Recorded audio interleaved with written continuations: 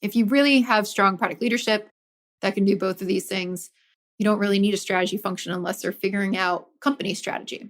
Now, it also depends how big you are too. In really, really large companies, you usually will have some kind of strategy function. It's just impossible for one person to keep up with all the different things that you're actually doing. Hello, and welcome to an episode of Dear Melissa from the Product Thinking Podcast. The lines are now open, and we're ready to answer your most pressing product questions. Which prioritization framework would you recommend and why? Hi, Melissa. Do you have any suggestions on developing a product strategy? Whoa. That's a lot of questions. All right, let's dive in. Hello, and welcome to another episode of Dear Melissa. Today, we have 3 questions around product strategy and discovery versus delivery. And I want to remind you, as always, that you can submit all of your questions to me at dearmelissa.com, and I will pick some to answer on this segment. We do this every other week. We're always out on Wednesdays, and I can't wait to hear what you want to learn about. So without further ado, let's dive in. First question. Dear Melissa, our company has struggled with strong product leadership. Product reports to a CTO. The CEO has strong product views, but lacks product leadership experience. In the last year or so, they've also built out a strategy team that reports directly to the CEO. This has created some challenges in who's responsible for driving product strategy and how to work well with the strategy team. Do you have any experience with this type of structure? Any advice on how to align between product strategy and business strategy, especially when a product doesn't have a strong executive presence? Well, I have definitely seen this before, and you're probably not going to like my answer because I don't love this structure. So the right answer is don't work this way, but there's also some nuances in here too. So let's dive into them. Well, when we typically have a separate strategy team, it only works in the context where they're going to have to be figuring out a company strategy that is pretty far removed from a product strategy. And I also still don't like it being a totally separate function that dictates the product strategy. In this case, it sounds like you're not in an organization that's doing something besides software. It sounds like you have a SaaS product because it sounds like the strategy you're driving here with the strategy team is product strategy. So I don't know. But if you are in a typically non-SaaS company, let's talk about that first. If you do have a strategy team, what they should be responsible for is the business strategy. What markets are we entering? They should be doing TAM and SAM analysis. They should be doing competitive analysis on a market level. They should be looking at where things are trending. This is a lot of stuff that consultants will typically put together when they do a market analysis to acquire a company. That level is good. That's actually pretty good inputs, and I wouldn't mind working with a strategy team kind of figuring that out. But to me, that team should always be inputs into the rest of the leadership because it's really the CEO's job to define what that strategy is. Now, maybe the CEO has determined that they're more of a salesperson and they want a chief strategy officer to help figure out what that company level looks like. That is one thing that I've seen happen when you don't have strong product leadership. So sometimes people will look at the product leadership and say, hey, well, they're not creating the strategy, they're more execution focused. And then instead of solving that with a leader who can do both things, they put this function in. That's common. I've seen it actually in a lot of places. But if you really have strong product leadership that can do both of these things, you don't really need a strategy function unless they're figuring out company strategy. Now, it also depends how big you are too. In really, really large companies, you usually will have some kind of strategy function. It's just impossible for one person to keep up with all the different things that you're actually doing. So I've seen it in those places. It works, but there's always tension. Now, in your case, though, I'm not sure how big you are, but this isn't feeling right to me. It says, product is reporting to a CTO. CTOs are usually not super strong at product strategy themselves. So it sounds like there is a gap that people realize in product leadership. Nobody's doing the strategy function. So what did they do? They pulled it out and made another team for it, instead of hiring a product leader in the executive level who can help them with strategy. This usually happens when the CEO doesn't understand what product leaders do. So they might have very strong product views. They might be afraid of putting a product leader in there. And instead, they're creating a strategy team so they don't lose a grip on product. I have seen that as well. You kind of have to dive in there a little bit more and try to figure out why this was happening. But the chief product officer role is relatively new. A lot of CEOs are not very familiar with it. So they don't know what a chief product officer actually does, but this is what they should be doing. The strategy piece. They should be partnering with the CEO to understand their vision and help manifest that through product strategy. So it sounds like you just created a team to do that part, and they see product as the execution, sit on the Scrum team, go with them. So in this case, it's really challenging. And there's not going to be a perfect answer on how to align these two things because it shouldn't be that way to begin with. But there's probably some stuff that you can do as well to really figure out how to bring this all together. One, you should probably be managing up to the strategy team too. You should be maybe saying, I need to be included from the beginning so that we can understand what the goals are, what you're trying to achieve here. If they're trying to give you things that feel more like outputs for you to actually create, I'd go back to them and say, okay, what are the objectives here? What are the goals we're trying to hit? How did we get to this answer? What was the inputs in here? And try to poke into some of the reasons of why they're doing things. That's probably the best way to handle a bunch of this stuff. But it really sounds like to me, you need a product leader and not a strategy team. Hey, I don't know if that strategy team only does strategy or if they've ever done product leadership before. But to me, it sounds like you're solving a knowledge problem that is already solved through a chief product officer role with like a completely different team. And it's just going to be a problem. So I know I can see that you're the head of design. This is going to be challenging for you. I will say that to begin with.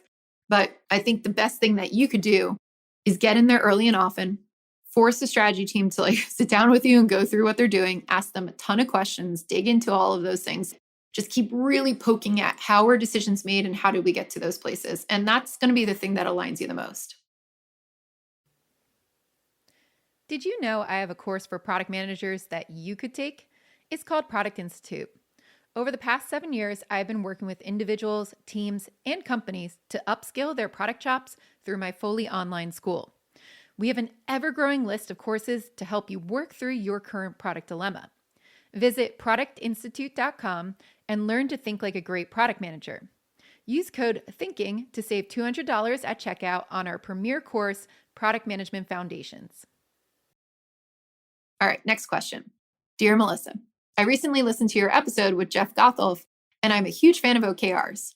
My question is about how to manage discovery and delivery simultaneously during a 12-week quarter. What are strategies to stay far enough ahead to have done the discovery so that you can actually get things built, launch, and measure results by the end of the quarter? Ideally, should discovery and delivery be two separate roles? For example, separating the discovery from the day-to-day writing of user stories, defining detailed requirements, team ceremonies, etc. So, who says you gotta get the results by the end of the quarter? I'm curious. That's interesting. Poking, right? You don't need to get all of your answers by the end of a quarter. Typically, when we align things by quarters, it's what we want to deliver, but it might take another quarter to actually measure that and figure out if we need to iterate. So I'm not sure why you need to get that all in there in one piece. I also think quarters are good goals. They're good ways to time box things. But what I've typically seen is discovery might happen for a quarter on a bigger project, especially, and then the next quarter you build it. So these are arbitrary dates that I feel like you're time boxing into, but you don't necessarily have to hold really strict 12-week quarter for everything. Now, if it's a smaller feature, you can usually test something to make changes to a feature or put something small out there in 12 weeks. That seems like a reasonable amount of time for it. But should they be two different roles? Absolutely not. I talk about this a lot when we talked about product owners versus product managers, because if you separate out discovery and delivery, you lose a transfer of knowledge there. You also get a bunch of delivery people who only know how to execute, but they can't think strategically, and then there's no career paths for you. So I can see that you're an SVP of product management. I'd really encourage you to not separate your people. So I'm seeing that you're really looking at this holistically from an overarching standpoint of a big team. The way that discovery and delivery should flow is that we want to look at how big the initiative is and how much impact we have on it. Is this something that we feel wildly uncertain about? Discovery is typically going to be a little bit longer in those things. And especially if there's more at stake, you typically have a larger discovery process, a longer discovery process, if there's more of an outcome associated with whatever solving that problem would be. If you are doing something faster, that's going to be shorter. So your portfolio of work that you're going to see on your roadmap is going to have some big things and some small things. Not everything is going to neatly fit into a quarter. So I'd encourage you to start with that and try to figure out, how do I pull work in that's not necessarily all same size or anything like that, but how do I pull things in based on the priority? How do I understand the capacity of the teams to figure out how much they can actually take on? But when we're really managing a roadmap like this, looking at discovery and delivery, you may have one team, like let's take a Scrum team, for example, right? Like a team executing on something that's well defined towards the end of it, a product manager starting and a designer starting like a big discovery spike.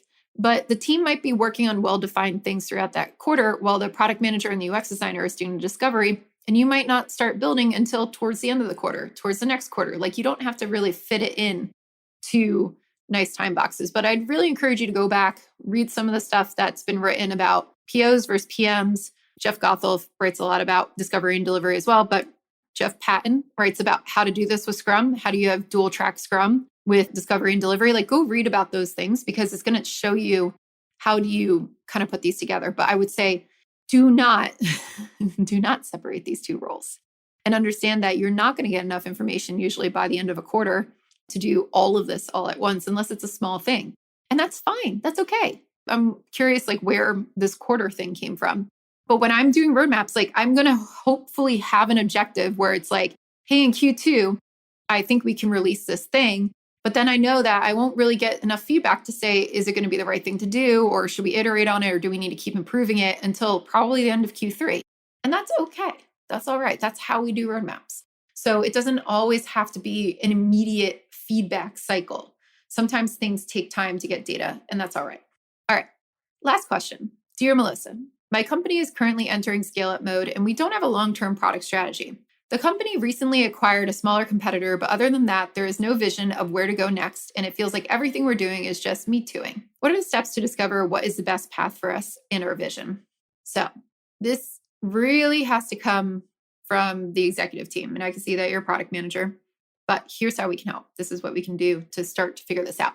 Now, this moment that you're going through, scale-up mode, entering it. You don't have a long-term product strategy. This happens really, really often. And what happens is you're going through this new phase as a company where it's like, hey, we found product market fit on the first thing. What do we do now? Usually there's a lack of product leadership in here. And this is when we would go out and hire a chief product officer, depending on how big you are, maybe a VP, but somebody can actually help with this. And you want to start thinking about different strategies for growth and you want to start evaluating them. So you have to start looking at like, should we be going into other markets? How should we be satisfying this market? How do we maintain retention here? How do we do that? And you're going to have to make these decisions incredibly fast. And that's why having a great chief product officer at this phase is worth its weight in gold. So that's why I keep pushing this and why I keep telling everybody to hire chief product officers. In the absence of one, the best thing that you could do is start to ask questions. Now you're going to have to gather data, which goes into setting the vision. And your vision should answer questions like this. Where do we believe the market is heading? Or other markets that we could be solving or heading? And what's our hypothesis there? Put a stake in the ground as a company and say, we believe that this is happening. 2, what are you going to do to meet those needs, right? That shift, show up for that shift. Where are you right now in meeting those needs for the future? Is your product like ready for that, or are you going to have to expand it? So talk about where you are now, what's the current state, what does it look like, and how it's going to change. Then you want to go out and get a bunch of data on your current customers, your potential customers. You want to deeply understand them. You want to get data on your current products and figure out what's strong, what's weak, do a whole nice little SWOT analysis on that. And then you're going to want to start to put that together and figure out what could we be doing to solve these new problems or solve existing problems in different ways instead of just me tooing. The biggest thing about a vision that I see people get wrong is they don't talk about how they're different than competitors. And if you're just me tooing everything, that's not good, right? Like, why would I go with you instead of somebody else? Especially like when it comes to switching. Why would I ever switch to another company that just copied somebody else but didn't do it better? So that's something that you have to think about. How are we going to be better? What's the current state of our competitors? What are we going to do differently? And sometimes people choose like going after a different market that's not solved already. Or some people choose to do it better than the competitors. Whatever it is, like do something different.